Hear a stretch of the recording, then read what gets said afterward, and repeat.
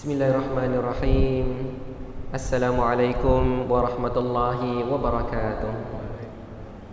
Al-Fatihah. A'udzu billahi minasy syaithanir rajim. Bismillahirrahmanirrahim. Alhamdulillahi rabbil alamin.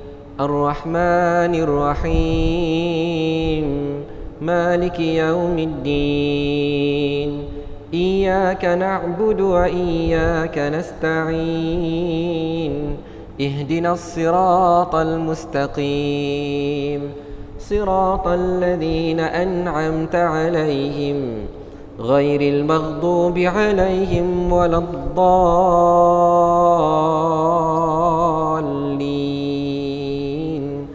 آمين. Bismillahirrahmanirrahim. Alhamdulillahi rabbil alamin.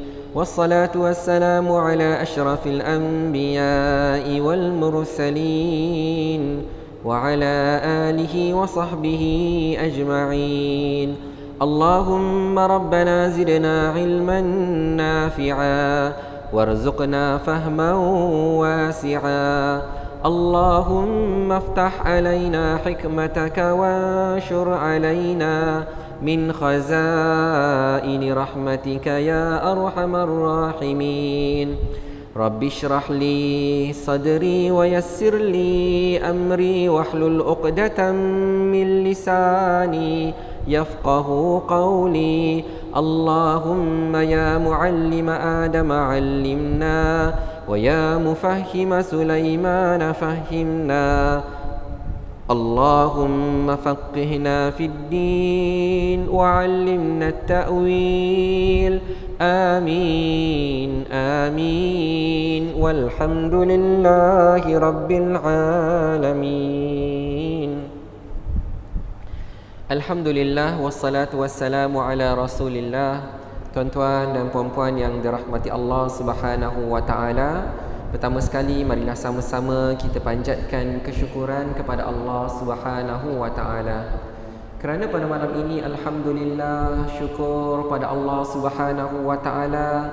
Allah panjangkan lagi umur kita. Allah berikan kesihatan yang baik kepada kita. Allah kurniakan taufik dan hidayah kepada kita. Bahkan Allah bukakan hati kita dan Allah lapangkan masa kita hingga sama-sama dapat kita datang ke rumah Allah Subhanahu wa taala pada malam ini. Alhamdulillah, sama-sama dapat kita dirikan salat fardu maghrib secara berjemaah. Alhamdulillah, dan syukur pada Allah Subhanahu wa taala kerana pada malam ni sama-sama dapat kita luangkan sedikit masa berada di dalam majlis ilmu. Mudah-mudahan diberkati oleh Allah Subhanahu wa taala, dan saya suka sekali untuk mengambil kesempatan untuk mengucapkan selamat hari raya Aidiladha. Taqabbalallahu minna wa minkum salihul a'mal. Mudah-mudahan Allah Subhanahu wa taala menerima setiap amalan yang kita lakukan. Boleh jadi banyak yang beribadah kepada Allah Subhanahu wa taala sepanjang 10 hari pertama daripada bulan Zulhijjah, hari-hari yang sangat agung di sisi Allah Subhanahu wa taala. Maka kita berdoa kepada Allah agar amalan-amalan yang kita lakukan sepanjang 10 hari yang agung itu diterima oleh Allah Subhanahu wa taala. Kita berdoa kepada Allah agar puasa hari Arafah yang kita lakukan diterima oleh Allah. Kita berdoa kepada Allah agar ibadah korban yang kita laksanakan semalam ataupun hari ini ataupun esok diterima oleh Allah Subhanahu wa taala. Jadi tuan-tuan dan puan-puan yang dirahmati Allah, pada malam ini kita akan teruskan lagi pengajian kitab At-Tibyan fi Adab Hamalatil Quran yang dikarang oleh Al-Imam An-Nawawi rahimahullahu taala, dan kita telah pun berada pada penghujung kitab ini. Tinggal 1 minggu 2 minggu saja lagi, insya-Allah kita akan khatamkan kitab ini. Okey. Jadi insya-Allah selepas selesai saja kitab ini, kita akan berpindah kepada kitab yang baru, kitab yang mana belum ditetapkan lagi. InsyaAllah saya akan cuba cari yang baik, yang bagus untuk kita sama-sama dapat belajar insyaAllah. Mudah-mudahan boleh mempertingkatkan iman dan ibadah kita kepada Allah Subhanahu wa taala. Jadi pada malam ni kita akan sambung bab yang ke-9, iaitu penulisan Al-Quran dan memuliakan mushaf. Walau bagaimanapun tuan-tuan dan puan yang dirahmati Allah, suka saya bacakan satu hadis terlebih dahulu di mana Rasulullah sallallahu alaihi wasallam menyebutkan ayyamut tasyriq ayyamu aklin wa syurbin wa zikrin lillahi azza wa jal. Ya, kita sedang berada pada hari-hari tasyriq. Ya, kita kena tahulah namanya hari tasyriq. Ada 3 hari tasyriq, iaitu hari yang ke-11 Zulhijjah, hari inilah, besok 12 Zulhijjah, dan lusa 13 Zulhijjah. 3 hari tasyriq, ya. Disebutkan ayyamut tasyriq, hari-hari tasyriq ini adalah ayyamu aklin wa syurbin, hari-hari di mana kita makan dan minum. Disebabkan itu tuan-tuan dan puan dirahmati Allah, ada 5 hari, ya. 2 hari campur 3 hari tasyriq merupakan hari-hari yang tidak dibenarkan bagi kita berpuasa. Haram berpuasa dalam 5 hari ini setahun, ya. Apakah hari-hari itu? Yang pertama, hari raya Aidil Fitri, 1 Syawal. Yang kedua, hari raya Aidil Adha, semalam 10 Zulhijjah. Dan 3 hari lagi, 3 hari tasyriq, iaitu hari yang ke-11 Zulhijjah, besok 12 Zulhijjah, dan hari Isnin 13 Zulhijjah. Oleh yang demikian, bagi sesiapa yang selalu mengamalkan puasa 3 hari sebulan, iaitu pada hari-hari putih yang jatuh pada 13, 14 dan 15 dalam kalender Islam. Contohnya 13, 14, 15 Muharram, 13, 14, 15 Safar, 13, 14, 15 Rabiul Awal, Rabiul Akhir, Jamadil Awal, Jamadil Akhir. 13, 14, 15 dia biasa berpuasa. Maka bila sampai bulan Zulhijjah, hari-hari putih adalah 14, 15 dan 16. Jadi dia lewat sehari, ya. Kerana hari yang ke-13 tidak boleh berpuasa, ya. Jadi tuan-tuan dan puan dirahmati Allah, itu ma'ruf, itu masya-Allah ramai orang tahu. Tetapi dalam hadis ini ada tambahan, iaitu hari-hari tasyriq adalah hari-hari wa zikril lillahi azza wa jal. Hari-hari ini adalah hari di mana kita memperbanyakkan zikir kepada Allah, banyak mengingati Allah Subhanahu wa taala, banyak bertasbih subhanallahi wa bihamdih, subhanallahil azim. Kita baca sama-sama, subhanallahi wa bihamdih, subhanallahil azim, subhanallahi wa bihamdih, subhanallahil azim. Ya, kita berbanyakkan tasbih, tahmid, takbir dan tahlil, ya. Subhanallah walhamdulillah wa la ilaha illallah wallahu akbar. Kita baca sama-sama, subhanallah walhamdulillah wa la ilaha illallah wallahu akbar. Dan ini juga merupakan hari-hari di mana kita akan meneruskan lagi takbir mursal ataupun takbir mutlak bila-bila masa saja, mana-mana saja, ya, kita Allahu akbar, Allahu akbar, Allahu akbar, la ilaha illallah wallahu akbar, Allahu akbar walillahil hamd.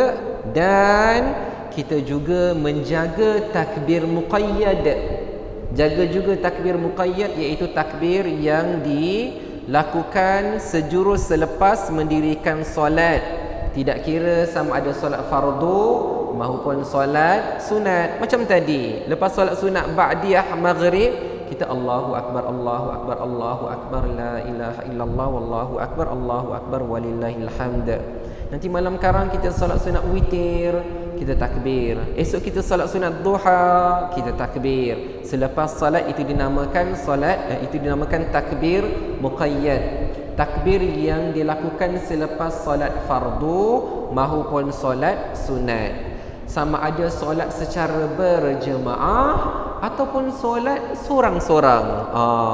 Jadi jangan kita bertakbir bila kita ramai-ramai saja. Bila kita solat sorang-sorang, kita tak bertakbir pula. Itu namanya takbir muqayyad yang dilakukan sepanjang 5 hari bermula daripada hari Arafah.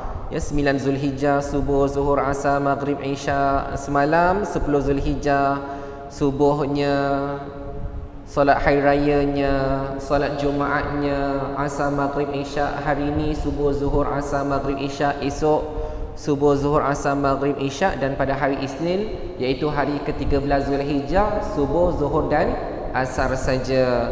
Jadi hari-hari tasyrik, walaupun kita alhamdulillah tahun ni kita berhari raya pada hari Jumaat, Sabtu dan Ahad cuti pula, ramai balik kampung, tapi dalam masa yang sama dalam kenderaan berzikir, bertakbir, ingat kepada Allah Subhanahu wa taala, jalan-jalan juga, zikir pun zikir juga, beraya juga, zikir pun zikir juga, ya. Kerana itulah yang disabdakan oleh Rasulullah sallallahu alaihi wasallam, hari-hari tasyrik adalah hari-hari mengingati Allah Subhanahu wa taala. Baik. Tuan-tuan dan puan-puan dirahmati Allah Subhanahu wa taala, pada malam ni kita akan bicarakan tentang topik berkaitan memuliakan Al-Quran. Pertama kita kena tahu, tuan-tuan dan puan-puan yang dirahmati Allah, sebagai orang yang beragama Islam, sebagai orang yang beriman kepada Allah Subhanahu wa taala dan beriman kepada Al-Quran, kita semua wajib memuliakan Al-Quran. Ya, kita semua wajib memuliakan Al-Quran. Sehingga kan tuan-tuan dan puan-puan yang dirahmati Allah Subhanahu wa taala, para ulama menyebutkan, sekiranya kamu mahu tahu bagaimana kedudukan kamu di sisi Allah, maka lihatlah kedudukan Allah di sisi kamu. Ingat, tengoklah macam mana kita melayan Al-Quran, bagaimana kita menghormati Al-Quran, bagaimana kita memuliakan Al-Quran. Kalau kita sayang Allah, sayang Al-Quran, selalu berdamping dengan Al-Quran, kita muliakan Al-Quran, letakkan Al-Quran pada tempat yang mulia, begitulah juga Allah Subhanahu wa taala melayan kita. Tetapi kalau kita, tuan-tuan dan puan-puan dirahmati Allah, tidak endahkan Al-Quran, Al-Quran bersepah-sepah, Al-Quran tak dimuliakan, macam itulah sebenarnya kedudukan kita di sisi Allah Subhanahu wa taala. Oleh itu, kita wajib beriman kepada Allah, beriman kepada Al-Quran dan memuliakan Al-Quran. Jadi Al-Imam Nawawi membawa beberapa hukum persoalan berkaitan memuliakan Al-Quran. Kita mulakan dengan buku surat yang ke-179, hukum menulis Al-Quran dengan sesuatu yang najis. Najis dah tentulah perkara yang jijik, perkara yang kotor, ya, perkara yang tidak mulia. Jadi kata Al-Imam Nawawi, tidak boleh menulis Al-Quran dengan sesuatu yang najis. Jadi tuan-tuan dan puan-puan dirahmati Allah, kalau lepas ni kita baca satu persatu dan kita belajar, dan kalau terdetik dalam hati kita tertanya, kenapa tak boleh, kenapa kena macam ni, jawapannya mudah saja, kerana kita wajib memuliakan Al-Quran, kerana Al-Quran itu kalam Allah Subhanahu wa taala. Kemudian kata Al-Imam Nawawi, makruh menulisnya adalah Al-Quran. Makruh menulis Al-Quran pada dinding di sisi kami, dan ini juga adalah pandangan Atha yang telah kami kemukakan. Kata Al-Imam Nawawi, kami juga telah menjelaskan bahawa apabila ayat Al-Quran ditulis di atas makanan, maka tiada masalah untuk memakannya, ya. Jadi sudah tentulah tulisan itu daripada perkara yang kita boleh makan lah, ya. Sumbernya daripada apa yang kita boleh makan. Contohnya lah, kalau orang kan tulis contoh macam pada kek kan dia letak krim, dia boleh buat tulisan, dan sekiranya tulisan itu adalah Al-Quran, maka ia harus dimakan. Tidak ada masalah untuk memakannya. Dan jika ia ditulis di atas kayu, ada Al-Quran yang ditulis di atas kayu, maka makruh membakarnya. Maka janganlah kita membakar kayu yang dituliskan Al-Quran padanya.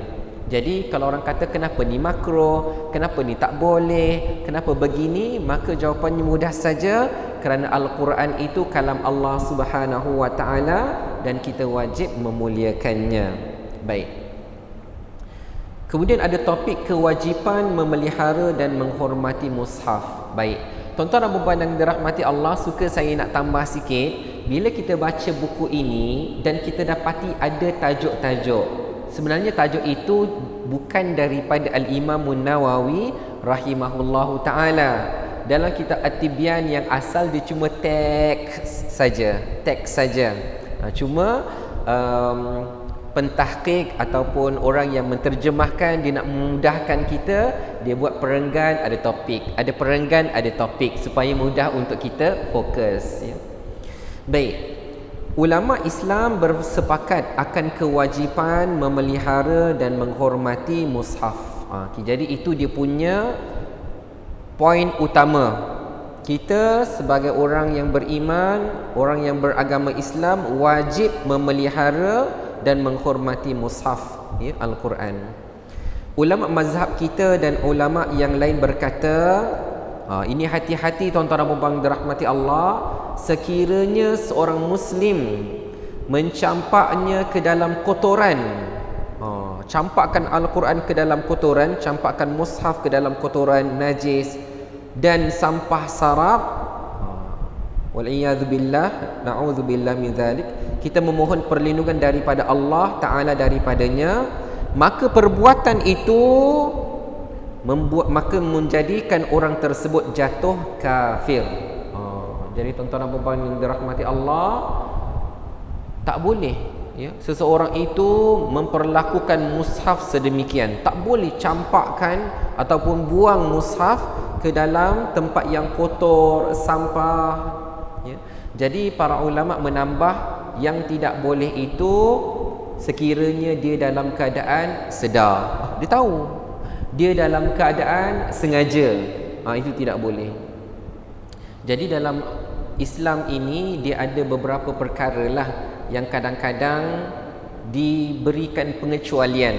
Bukan bererti boleh campak mushaf ke tempat yang kotor, tetapi contohnya orang gila. Orang gila di Islam, kan? Di Islam lah, tapi dia mungkin ada penyakit mental, dia tak sedar, dia mengamuk, dia buang ini, buang itu. Lepas tu kita kata, dia dah jatuh kafir dah tu, ya? Bukan, sebab dia tidak sedar akan perbuatan dia.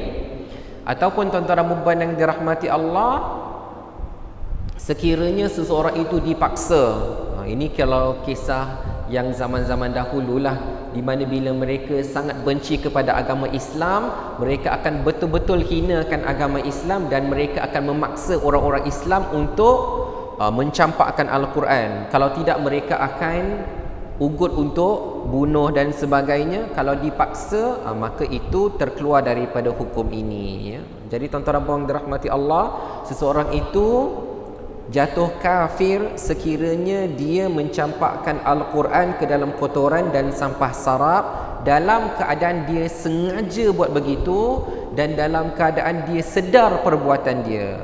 Jadi macam itulah tuan-tuan dan puan yang dirahmati Allah.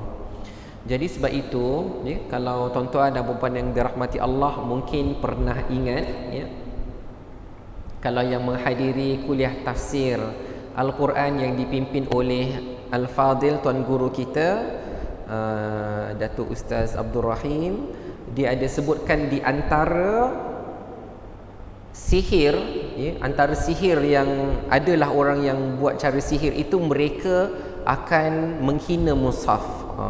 Ya, semakin mereka menghina mushaf, mereka buang dalam tempat yang kotor, dalam jamban, maka seolah-olah sihir tu akan jadi. Jadi tuan-tuan dan puan dirahmati Allah, pertama perbuatan sihir itu sendiri adalah haram. Manakala dia campakkan lagi Al-Quran ke tempat yang kotor pun haram. Jadi bertambah-tambahlah dosa dia kepada Allah Subhanahu wa taala, bahkan perbuatan-perbuatan itu menjadikan dia terkeluar daripada agama Islam sekiranya dia melakukannya dalam keadaan sedar dan dalam keadaan sengaja. Jadi sebab tu hati-hati tuan-tuan dan puan dirahmati Allah, mushaf bukan perkara yang biasa. Sebab itu bila kita ceritakan tentang sejarah penulisan Al-Quran, pengumpulan Al-Quran dan penyalinan Al-Quran, kita ceritakan betapa besar effort mereka. Dan dikala Al-Quran waktu tu ada satu saja, dia hanya disimpan oleh Amirul Mukminin, khalifah saja. Nak katakan betapa bernilainya Al-Quran pada waktu itu. Dan prosesnya sangat susah. Ya, dan kita dah belajar pada minggu lepas tentang bagaimana para ulama fikir pula macam mana nak membariskannya, macam mana nak letakkan titiknya. Jadi Al-Quran itu sangat mulia tuan-tuan dan puan yang dirahmati Allah. Tak bolehlah kita tidak menghormatinya, ya.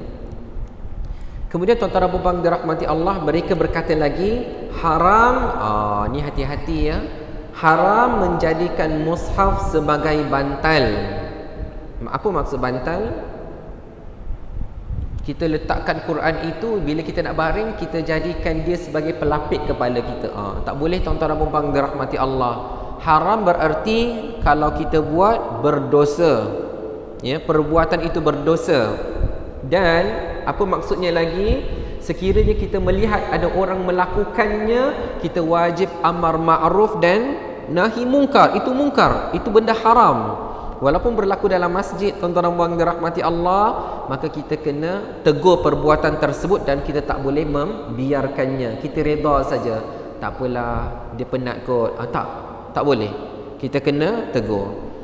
Kemudian tuan-tuan dan puan dirahmati Allah, bahkan menjadikan mana-mana kitab ilmu sebagai bantal juga adalah haram.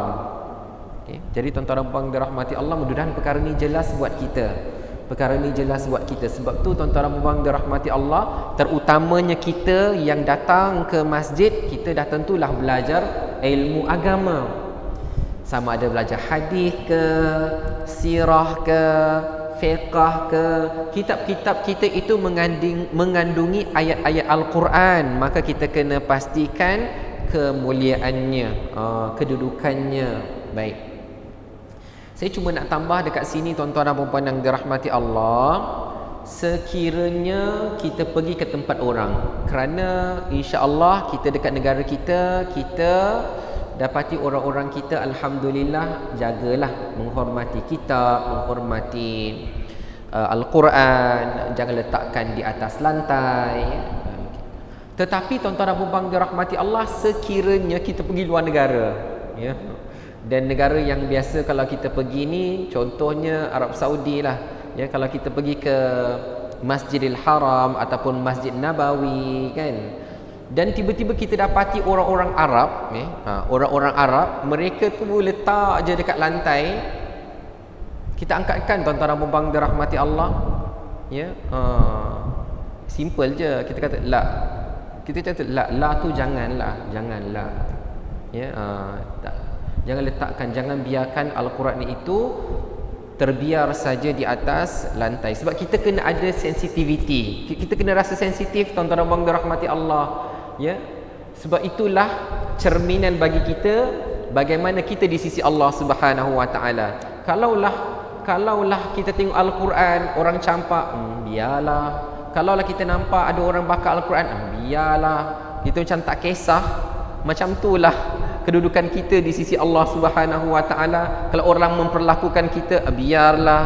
Kalau orang mencaci kita, biarlah. Hati-hati tuan-tuan dan puan dirahmati Allah. Kita kena ada perasaan sensitif terhadap Al-Quran, ya. Jadi janganlah kita jadikan sebagai hujah ataupun dalil. Alah, orang Arab biasa je letak Quran kat bawah, kan. Contoh kita kata, kita pun nak letak juga. bukan semua perkara yang orang Arab buat tu baik, ya. Dan bukan semua perkara yang kita buat ni tak baik. Jadi kita kena timbang tara lah. Kita ada ilmu tu, sebab tu ilmu tu membezakan di antara orang yang tahu dengan orang yang tidak tahu. Sebab tu kita kena belajar. Jadi bila kita dah tahu, kata jangan letak dekat bawah. Kalau kita nampak orang jadikan bantal, jangan. Simple saja, tuan-tuan dan puan dirahmati Allah. Kita nasihat baik-baik, kata jangan letakkan Al-Quran kat situ, ya. Nak saya angkatkan ke, saya boleh angkatkan, saya letak di rak, ya. Saya tolong letakkan di rak. Masa kita bercakap secara berhikmah, kerana amar ma'ruf nahi munkar tak semestinya marah-marah, ya. Kita boleh berhikmah saja. Jadi kita katakan dah tak baca ke, saya angkat, saya letakkan dekat rak, ya, ataupun saya angkat, ya. Kalau dia kata tak apa, kita katakan jangan letak, ya. Kita ada ilmu, tuan-tuan dan puan dirahmati Allah. Kalau dia berdegil dekat, tak apa, jangan kacau, saya nak baring juga atas ni. Kita kata hadza haram, perbuatan ini haram, ya. Siapa kata? Al-Imam Nawawi rahimahullahu ta'ala. Di dalam kitab apa? At-Tibyan fi Adab Hamalatil Quran. Itu firm, ilmu kita firm. Kita cakap tu bukan kita marah saja, tapi pertama berhikmah, ya. Berhikmah dulu. Tapi kalau misal kata dia degil, maka kita kenalah cakap apa hukumnya. Kenapa kita tegur dia, kenapa kita angkat Quran dia, kenapa kita kena bagi tahu kalau dia tak boleh terima. Jadi mudah-mudahan kalau kita cakap elok-elok kan, maka mereka pun dapat ilmu. Oh ya ke, saya tak tahu pun, rupa-rupanya haram, rupa-rupanya berdosa, rupa-rupanya benda ni salah, saya tak akan buat lagi. Jadi tuan-tuan dan puan dirahmati Allah, mudah-mudahan Allah bagilah perasaan sensitif kita tu dalam diri kita, insya-Allah. Baik, ini nak cerita tentang menghormati Al-Quran, ya. Sunat bagi seseorang berdiri, berdiri, ya, tuan-tuan dan puan dirahmati Allah, bila mana menghormati mushaf apabila didatangkan kepadanya. Kerana berdiri untuk menghormati orang yang berkedudukan dalam kalangan ulama dan orang soleh adalah sunat, maka mushaf adalah lebih utama. Jadi tuan-tuan dan puan dirahmati Allah Subhanahu wa taala, contohlah, ya, contoh kan, kita minta orang ambilkan Al-Quran, kita kata tolong ambilkan saya Al-Quran. Kemudian bila orang tu bawa Al-Quran dekat kita, sampai kat kita, kita bangun, ya, kita bangun dan kita pun menerimanya, kita pun ambillah daripada dia. Kenapa berdiri? Sebagai tanda hormat. Okey. Jadi tuan-tuan dan puan dirahmati Allah Subhanahu wa taala, tu di antara perkara-perkara yang menarik lah, ya, perkara-perkara yang menarik bila mana kita berada di tanah haram kan, di Masjidil Haram, Masjid Nabawi kan. Di dua keadaan. Kadang-kadang di antara maghrib dan isyak ada saja orang yang bawa Quran kan. Dia tanya siapa nak baca Quran, nanti dia akan bagilah, nak baca Quran. Kemudian sebelum isyak, sebelum waktu azan, tak kisahlah waktu azan mana pun, bila mana kadang-kadang dah saf dah penuh, kemudian kita nak pulangkan mushaf tu susah kan, sebab dah, ya, ramai orang. Jadi kita angkat saja, nanti akan ada orang datang ambil daripada kita, masya-Allah kan. Suasana hidup Al-Quran tu memang ada dekat sana tu, seronok bila pergi sana. Baik. Jadi tuan-tuan dan puan dirahmati Allah, itu yang kita kena lakukan. Bila ada orang yang nak datang bagi Al-Quran pada kita, hulur Al-Quran pada kita kena bangun. Sunat untuk kita bangun. Sebab apa? Sebab menghormati mushaf itu. Cuba bayangkan tuan-tuan dan puan dirahmati Allah, macam itulah kita boleh bayangkan. Apa yang saya nak kongsikan adalah kita boleh bayangkan betapa Al-Imam Nawawi dia betul-betul memuliakan Al-Quran sampai dia tulis dalam kitab dia. Dia kalau kita dapat pergi ke zaman dia, kita pasti, saya yakin bahawa dia adalah orang yang sangat-sangat memuliakan Al-Quran sebab dia rakamkan. Dan tuan-tuan dan puan dirahmati Allah, betapa Allah memberkati dia, betapa Allah Subhanahu wa taala memberkati dia, sekalipun dia hidup, ya, dan wafat pada tahun 676 Hijrah. Dah berapa tahun dengan kita? Kira-kira 700 tahun. namanya masih disebut di seluruh dunia. Kitab ni tuan-tuan dan puan dirahmati Allah, bukan kita pilih-pilih sebab dia ada dekat Malaysia. Kitab ini ada di seluruh dunia ni ada. Mana-mana negara ada. Bahkan tuan-tuan dan puan dirahmati Allah, para ulama sendiri menyebutkan bahawa kitab Riyadhus Salihin itu berada di mana-mana di dunia ini. Bahkan di mana-mana masjid, di mana-mana tempat pengajian agama ada kitab dia. Paling tuan-tuan dan puan dirahmati Allah, tak ada kitab Riyadhus Salihin, mesti ada kitab Hadis 40. Ya, kitab Hadis 40 itu karangan Al-Imam An-Nawawi, nak tunjukkan betapa dia agungkan Al-Quran hingga Allah agungkan dia. Hingga hari ini tuan-tuan dan puan yang dirahmati Allah, itu luar biasa. Sebab tu kalau kita boleh menjiwai Al-Imam An-Nawawi, dia masya-Allah. Ya, dan dia muda, dia meninggal ketika masih muda, ya, ketika umur 40-an tuan-tuan dan puan dirahmati Allah, tetapi karangannya sangat banyak nak menunjukkan betapa dia diberkati oleh Allah Subhanahu wa taala. Jadi dalam perenggan ini juga menunjukkan apa? Sunat untuk kita berdiri ketika Al-Quran didatangkan kepada kita. Dan dalam masa yang sama juga Al-Imam An-Nawawi sebutkan sunat, ya, apabila kita berdiri, apabila menghormati para ulama dan orang saleh. Masya-Allah kan, ya. Sebab tu kadang-kadang tuan-tuan dan puan dirahmati Allah, kita kena perhati juga kalau kita duduk-duduk dengan orang-orang saleh, ya, orang-orang yang alim ni, masya-Allah kan. Cuba kita tengok, bukan tengok orang saleh saja, bukan yang tengok orang alim itu saja, maka kita tengok orang-orang di sekelilingnya. Bagaimana bila orang alim itu lalu, orang bangun menghormatinya, orang bangunnya memuliakan dia. Maka begitulah juga tuan-tuan dan puan dirahmati Allah, mushaf pun kita muliakan juga.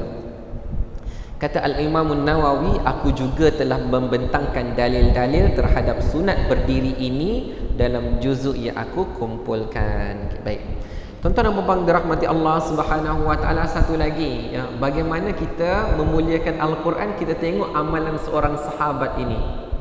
Tengok amalan seorang sahabat ini. Kami meriwayatkan dalam Musnad Ad-Darimi dengan sanad yang sahih daripada Ibnu Abi Mulaikah, anna Ikrimata ibni Abi Jahlin radhiyallahu anhu kana yada'ul mushafa ala wajhihi wa yaqul kitabu rabbi, kitabu rabbi. Ini tuan-tuan dan puan dirahmati Allah, seorang sahabat namanya Ikrimah, tapi bapanya penentang, ya, agama Islam, itu Abu Jahal. Ikrimah bin Abu Jahal radhiyallahu anhu meletakkan mushaf. Tengok bagaimana dia letakkan. Ni contohlah, ni bukan mushaf tuan-tuan dan puan dirahmati Allah, ini kitab At-Tibyan. Cuma nak bagikan contoh saja, ya. Meletakkan mushaf pada wajahnya, letak begini, letak pada wajahnya, dan berkata kitabu rabbi, kitabu rabbi, kitab Tuhanku, kitab Tuhanku. Nak menunjukkan betapa dia sayang sekali kepada Al-Quran, tuan-tuan dan puan dirahmati Allah, ya. Suka, sayang pada Al-Quran. Sebab tu kita kena cermin diri kita, tuan-tuan dan puan dirahmati Allah, bagaimana hubungan kita dengan Al-Quran, ya. Adakah kita hari-hari baca Al-Quran, hari-hari menyentuhnya, hari-hari membacanya, ya. Bayangkan, ya, sahabat ini dia sayangkan Al-Quran hingga letakkan, dia kata inilah, ya. Dia tak sebut ini Al-Quran, ini Al-Quran macam tu, ya. Dia bukan macam tu. Tetapi kalau kita nak terjemahkan, inilah kalam Allah, inilah kalam Allah, macam tu tuan-tuan dan puan dirahmati Allah. Sukanya dia kepada Al-Quran, sayangnya dia kepada Al-Quran, ya. Jadi tuan-tuan dan puan dirahmati Allah, maka itulah yang harus ada dalam diri kita, mencintai Al-Quran. Baik. Jadi tuan-tuan dan puan dirahmati Allah Subhanahu wa taala, bermusafir sambil membawa mushaf ke negara musuh, kata Al-Imam An-Nawawi, haram, tak boleh, berdosa bermusafir sambil membawa mushaf ke negara musuh. Tapi ada syaratnya, ya. Jika takut terlepas ke tangan mereka, berpandukan kepada sebuah hadis yang masyhur dalam As-Sahihain daripada Ibnu Umar, anna Rasulullah sallallahu alaihi wasallam naha an yusafira bil Quran ila ardil adu. Artinya Rasulullah sallallahu alaihi wasallam melarang seseorang bermusafir sambil membawa Al-Quran ke negara musuh. Okey, baik. Soalannya, kenapa tuan-tuan dan puan-puan dirahmati Allah kena faham bagaimana konteks hadis ini? Yang dikatakan haram apabila kita pergi ke negara musuh, kemudian bila musuh dapat saja, dia akan menghina Al-Quran, akan koyak-koyakkan Al-Quran, pijak-pijak Al-Quran, bakar Al-Quran. Kalau ada negara yang macam tu, maka kita kalau bermusafir ke sana tidak boleh membawa mushaf. Tapi hari ini wallahu alam rasanya tak ada kot, ya, tak ada kot. Sepengetahuan saya lah, tak tahulah negara-negara yang kalau nampak Al-Quran ekstrim, nampak Al-Quran ada bakar. Walaupun ada juga negara-negara yang negara dia tak benarkan penduduk mereka tu menyimpan kitab-kitab agama ataupun Al-Quran, tapi kita ni, maksudnya kita ni melancong, kita ni pergi negara tu dia tak buat kita begitulah, tapi kepada penduduk dia tak bagi. Tapi kita hati-hati saja. Jadi kalau kita tahu, kalau kita pergi ke sebuah negara, dia nampak Al-Quran, dia akan hinakan Al-Quran, maka kalau kita tahu perkara itu akan berlaku, tak boleh, jangan kita bawa Al-Quran ke negara tersebut. Wallahu alam. Jadi tuan-tuan dan puan-puan dirahmati Allah, lepas ni pada minggu hadapan insya-Allah bila kita sambung, kita akan teruskan lagi beberapa hukum-hukum yang masih lagi berkaitan tentang memuliakan Al-Quran. Mudah-mudahan diberkati oleh Allah Subhanahu wa taala. Mudah-mudahan kita sentiasa cintakan Al-Quran, kita baca dan belajar Al-Quran, mudah-mudahan diberkati oleh Allah Subhanahu wa taala. Macam mana Al-Imam Nawawi rahimahullahu taala muliakan Al-Quran hingga Allah pun memuliakan dia, ya. Jadi tuan-tuan dan puan dirahmati Allah, sekadar itu saja kita akhiri dengan tasbih kafarah dan suratul Asr. Bismillahirrahmanirrahim. Wal 'asr innal insana lafi khusr illa alladhina amanu wa 'amilus salihat wa tawasaw bil haqqi wa tawasaw bis sabr. Subhanakallahumma wa bihamdika asyhadu an la ilaha illa anta astaghfiruka wa atubu ilaik. Bismillahirrahmanirrahim. Alhamdulillahi rabbil alamin, wassalatu wassalamu ala asyrafil anbiya'i wal mursalin wa ala alihi wa sahbihi ajma'in. اللهم ارحمنا بالقرآن واجعله لنا إماما ونورا وهدى ورحمة. اللهم ذكرنا منه ما نسينا وعلمنا منه ما جهلنا وارزقنا تلاوته آناء الليل وأطراف النهار واجعله لنا حجة لنا يا رب العالمين والحمد لله رب العالمين. وبارك الله فيكم والسلام عليكم ورحمة الله وبركاته.